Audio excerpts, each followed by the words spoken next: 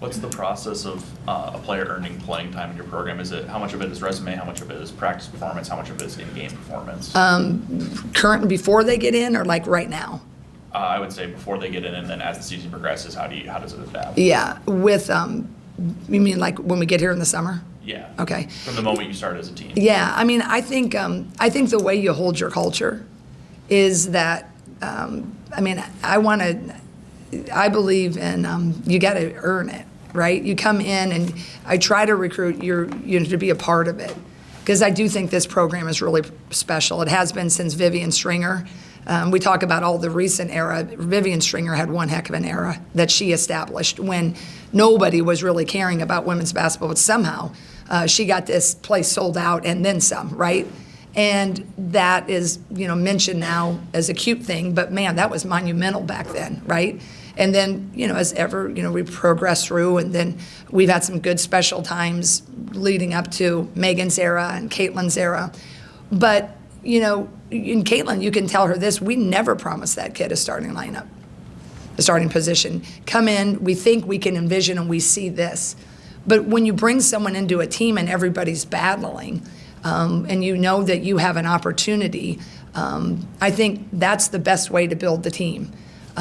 We are in this new era, it's pro-like, right? But as long as, I believe that you come and you got to develop, and, the kids that are here, they got to feel like they have that opportunity. So we compete, and then it all kind of shakes out. I sat everything in practice. I sat every turnover. I sat every rebound. I sat every shot, because you do need, I believe, a baseline of which, it's really close. Everybody in Section A and Section B and in Alaska watching on TV, you can think so-and-so should play, and you can think so-and-so, why am I not playing so-and-so? And it's really hard to coach. And these kids are working their tail off, and I love every single one of them, and they can bring something different, every single one of them. So it is really close, and I got a staff of opinions to manage. So I have found that when you stat it, that you have concrete, objective numbers of which to back up what you're seeing and what you're feeling. So I utilize that a lot. I also, not as intently as you get the plus minuses. I think sometimes they're awesome, but they're also sometimes, you look at you like, you got to be kidding me. She had, +8. She felt like a, +35, right? We have another segment of who's making who better on the floor.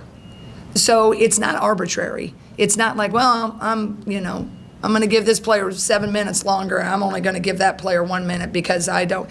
It's as sound as I think we can do it. And you try to tell the players, every day is like a game. You can't get to this point and then just like audition during a game. Now the lights are on, the pressure is greatest. So you got to keep them really battling in that practice setting. So a lot of it's subjective, yes, but I do use a really good system. And if everybody could be in practice, you would see that system is backed up pretty well.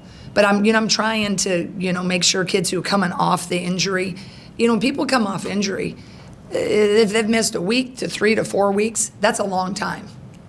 And so you think you're just going to throw them in there and everything's going to be fine. It's a balance. It's a balance. They've got to get that confidence back. I've got to instill it, yes. The other players that have not been hurt, they've learned a lot in that 3 weeks.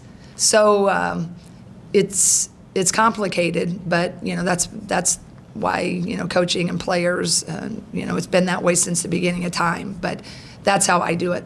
And then is it wide open, 1 through 10, like where everyone's going to like? Because Coach Ferentz likes to say every position's wide open during fall camp, during spring. Is that the same way you approach it, or are there some that are like, we're putting this one, like they're going to be in the Yeah, I think, yes, it's wide open, but was Caitlin threatened? No. Was Megan threatened, right? I think, it's wide open, and if you overtake that person, absolutely. But the great ones, right, you're building around them. But I think that, this era, it's just interesting. Like you just think, oh, these people are going to come in and whatever. But I believe a team is stronger, it's more unified, and the culture can weather everything we're going through if you recruit to it. And I do share Kirk's philosophy. And sometimes, when you get through that process, what was in the beginning, and then when you get here, a lot of that can be forgotten or misconstrued. And so you really have to battle for that culture every day, right? And so, yes, it is wide open, but I think when you have your key positions, right?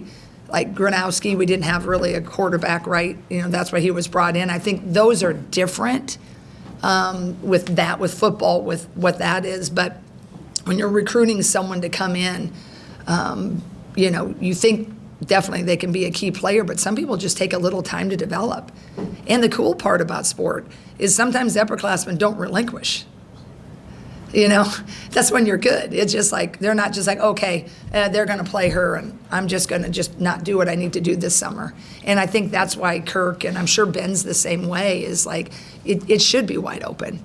Because I think that's when teams are really formed. You kind of storm and competing, and then the best kind of go to that starting lineup. But I think that's to me, that's the only way that I feel like that I coach, and I feel like everybody feels like they matter.